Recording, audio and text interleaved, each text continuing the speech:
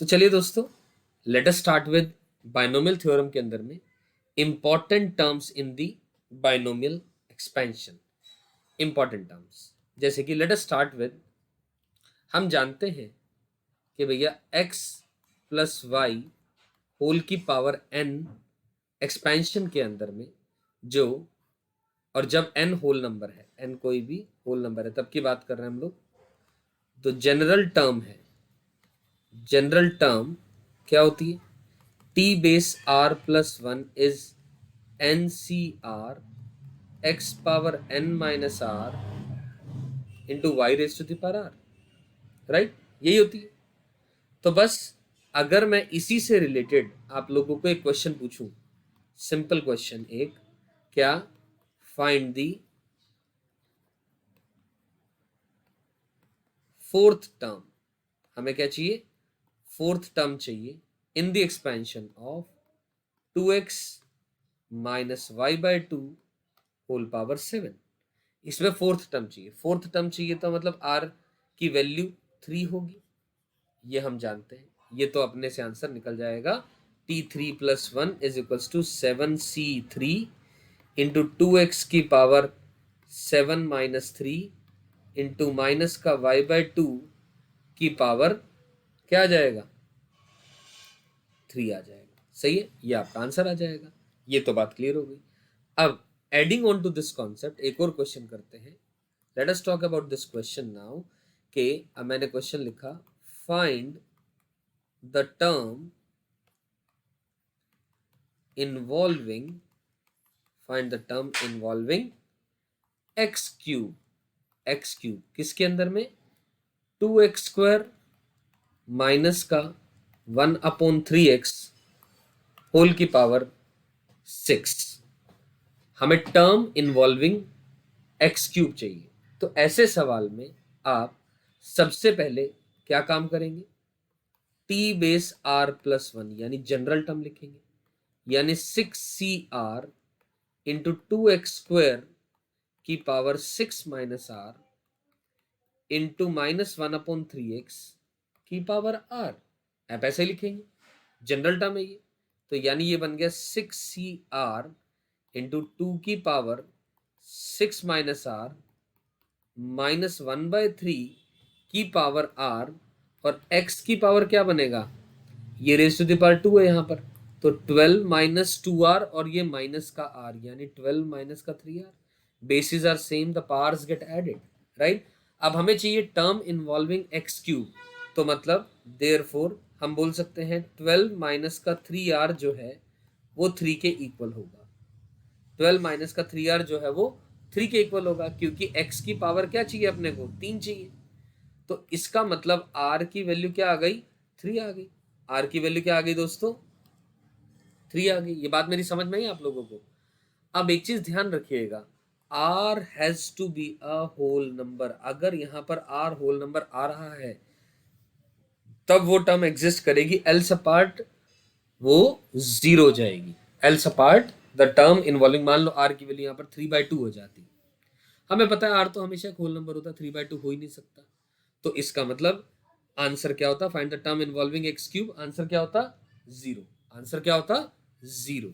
तो देयरफॉर यहां पर जो आंसर है टर्म इन्वॉल्विंग एक्स क्यूब, अब r की वैल्यू 3, अब r की वैल्यू 3 पुट कर दो, यानी आंसर है वो आएगा 6c3 इंटू 2 की पावर 3 इंटू माइनस 1/3 की पावर 3 इंटू एक्स की पावर 3। ये टर्म आ गई। This is the required answer. क्या ये मेरी बात आप सबको समझ में आई? Is it clear? चलिए, बहुत बढ़िया। अब इसी तरह अगर मैं इसी क्वेश्चन में आपसे पूछूं, मेरी बाइनोमियल एक्सपेंशन या बाइनोमियल यही है पूरी की पूरी एक्सप्रेशन, ठीक है? तो अगर मैं पूछूं, यहीं पर ये क्वेश्चन पूछता हूं आप लोगों से, क्वेश्चन है कि term independent of x, term independent of x, मतलब समझ रहे हैं इस बात का आप लोग? टर्म इंडिपेंडेंट ऑफ एक्स का मतलब, let me rewrite it, term independent of x यानी दैट इज एक्स की पावर 0 आनी चाहिए। अब फिर से वही काम करोगे, इसका सॉल्यूशन लिखने के लिए आप क्या करेंगे दोस्तों, जनरल टर्म जो लिखी है वही की वही रहेगी, जनरल टर्म में तो कोई बदलाव नहीं आएगा, ये एज इट इज कोई चेंज नहीं आएगा। और एक्स की जो भी पावर आ रही है यहाँ पर वो क्या आ रही है, 12 माइनस का 3r आ रही है, तो आप क्या कर देंगे, पुट कर दें 12 माइनस 3r को इक्वल टू 0 पुट कर दें, यानी यहां से r की वैल्यू 4 आ जाएगी। और दोस्तों यहां भी ध्यान रखिएगा, r has to be a whole number, अगर r होल नंबर नहीं आ रहा है तो आप आंसर लिख देंगे ये term independent of x exist नहीं करती है, एग्जिस्ट नहीं करती है, तो r की वैल्यू 4 आएगी, r has to be a whole number. अब कोरस्पॉन्डिंग टू r की वैल्यू 4 आप आंसर लिख दें, क्या लिख दें, 6c4 आंसर है रिक्वायर्ड, क्या आएगा 6c4, 6c4 इंटू 2 की पावर, 2 की पावर, 2 की पावर कितना आ जाएगा 6 माइनस का 4, 2 की पावर 6 माइनस 4 इंटू माइनस 1/3 की पावर 4 इंटू माइनस का 1/3 की पावर 4 इंटू एक्स की पावर 0, इंटू एक्स की power 0, this is the required answer दोस्तों। आई एम श्योर आप सबको मेरी बात यहां तक समझ में आएगी, टर्म इन्वॉल्विंग एक्स की पावर कुछ भी करनी है या टर्म इंडिपेंडेंट ऑफ एक्स, तो आप सबसे पहला काम आप जनरल टर्म लिखेंगे, जनरल टर्म लिखने के बाद एक्स की यानी वेरिएबल की जो भी पावर आ रही है उसको इक्वल टू द रिक्वायर्ड जो भी क्वेश्चन ने मांग करी है उसके हिसाब से काम करेंगे आप। क्लियर है, चलिए आगे बात करते हैं। अब टॉपिक पढ़ते हैं इसी के अंदर में, the topic of middle term, the topic of middle term. Middle term का कॉन्सेप्ट क्या है, मिडल टर्म, अब हम लोग जानते हैं x प्लस वाई होल की पावर n के अंदर में दो बातें हैं, अगर n होल नंबर है तब की मैं बात कर रहा हूं आप लोगों से, या तो n ऑड नंबर होगा, n belongs to odd number, या n इवन नंबर होगा। हम जानते हैं number of terms, number of terms यहाँ पर n+1 होंगी, यहाँ पर भी n+1 होंगी, ये नंबर ऑफ टर्म्स है। अगर n ऑड है तो नंबर ऑफ टर्म्स इवन हो गई, नंबर ऑफ टर्म्स यहाँ पर कितनी होंगी, इवन हो जाएगी, कि ऑड के अंदर में 1 ऐड कर रहे हो तो इवन आएगा, और यहाँ पर जो नंबर ऑफ टर्म्स है, नंबर ऑफ टर्म्स जो है n+1 यानी वो क्या हो जाएंगी, ऑड हो जाएंगी। यहाँ तक बात समझ में आई है, is it clear to all.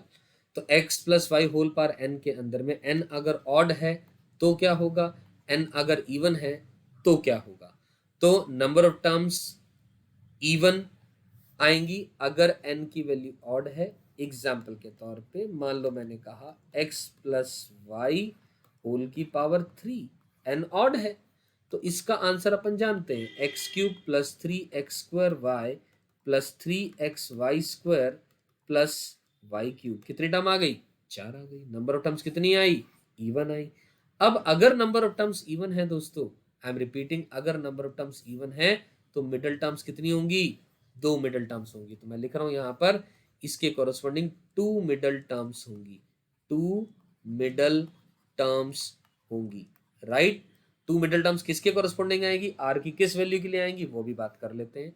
लेकिन अगर एन इवन होगा, एग्जाम्पल के तौर पे x प्लस वाई की पावर 2, तो ये बनेगा x² plus 2xy plus y², तो यहाँ पर तीन टर्म्स आ रही हैं तो एक ही मिडल टर्म आएगी, तो यहाँ पे मैं लिख रहा हूँ only one middle term, one middle term. अब सवाल फिर से यहाँ पर वही उठता है, कॉरस्पॉन्डिंग टू आर की किस वैल्यू के लिए बात करी जा सकती है। तो आइए दोस्तों इस बारे में बात करते हैं कि मैं स्ट्रेट फॉरवर्ड लिख देता हूं, n अगर ऑड है तो टू मिडल टर्म्स आ गई, n+1 आएंगी, नंबर ऑफ टर्म्स क्या आएंगी, नंबर ऑफ टर्म्स हमने देखा वो आएगी n+1, यानी यानी two middle terms, two middle terms. अब दो मिडल टर्म जो आएंगी वो कोरस्पॉन्डिंग टू किसके आएंगी वो अपने को सोचना है, राइट। अब वो अपने को सोचना है दो कोरस्पॉन्डिंग मिडल टर्म्स किसके आएंगी, आर की किस वैल्यू के लिए आएगी, यह ध्यान रखिए।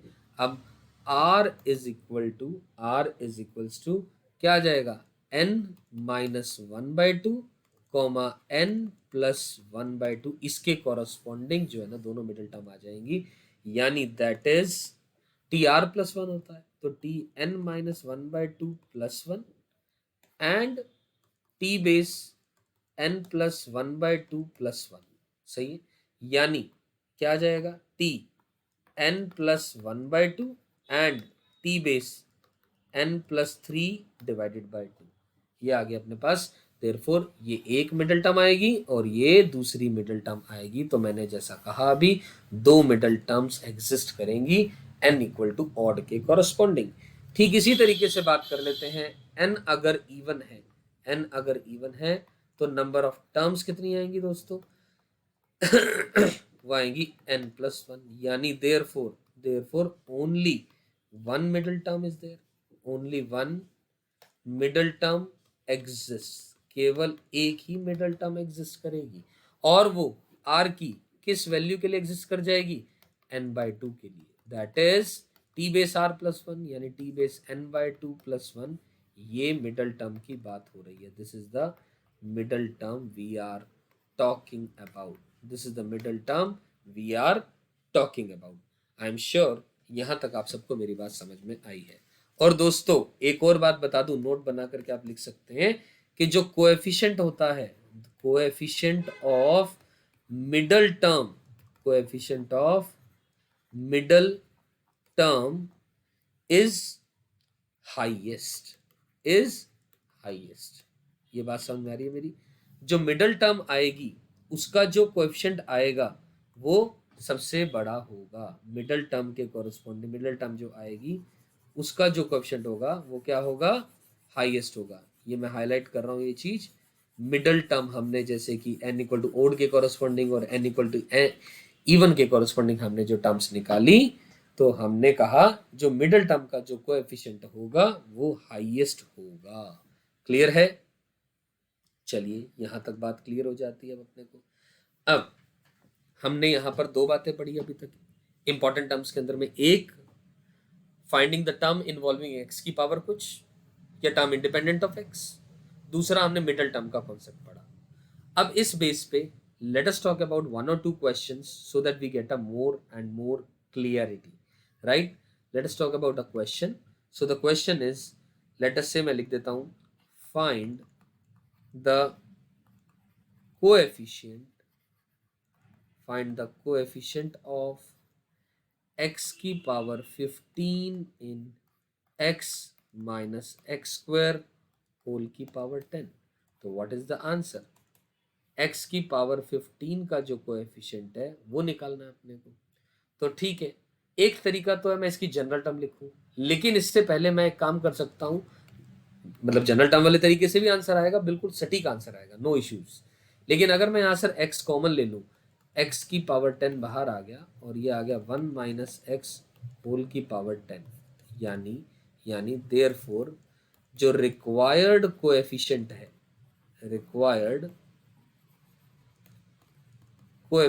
है इज कोएफिशिएंट ऑफ x की पावर 5 इन 1 माइनस एक्स होल की पावर 10, क्योंकि x की पावर 10 तो हर टर्म से मल्टीप्लाई होगा, तो x की पावर 5 का जो कोएफिशिएंट है वो आंसर आएगा। और जो आंसर आएगा वो क्या आ जाएगा दोस्तों? अब x की पावर 5 है यानी ऑड नंबर है यहाँ पर, तो minus times 10c5, that's the required answer here. Clear है दोस्तों? ये बात कोई कंफ्यूजन नहीं है इसके अंदर में, बहुत ही बढ़िया। अच्छा, अब एक और बात मैं यहाँ बता दूं दोस्तों, बहुत इंपॉर्टेंट बात। क्या कि मान लीजिए एक क्वेश्चन हो जाए कि लेट अस से क्वेश्चन दे दिया कि फाइंड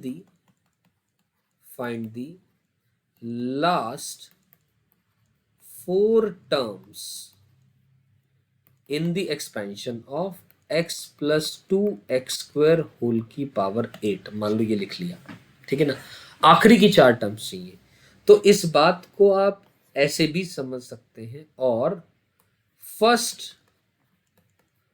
4 टर्म्स आप ऐसे समझ लें, first 4 terms in the expansion of 2x² plus x whole की पावर 8। एक ही बात है, क्योंकि शुरुआत से पहली टर्म और आखिरी से पहली टर्म एक ही बात होती है। कारण क्या है? NCR जो है NCN माइनस आर के बराबर होता है। Are you getting my point? तो हम आखिरी की 4 टर्म्स पूछी जाए तो आप हमेशा फर्स्ट 4 टर्म्स के बारे में बात कर लेंगे। यहाँ से यहाँ तक समझ में आ गई होगी चीज, ये सारी की सारी। ठीक है, अब एक और सवाल करते हैं। Let us talk about one more question. अगर हमने कहा कि भैया if the sum of all the coefficients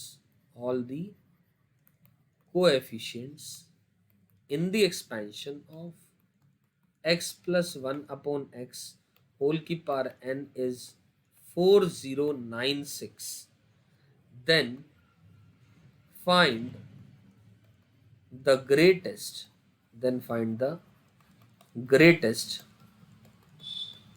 binomial coefficient, greatest binomial coefficient चाहिए। तो ठीक है, एक काम करते हैं, इसका आंसर निकाल लेते हैं।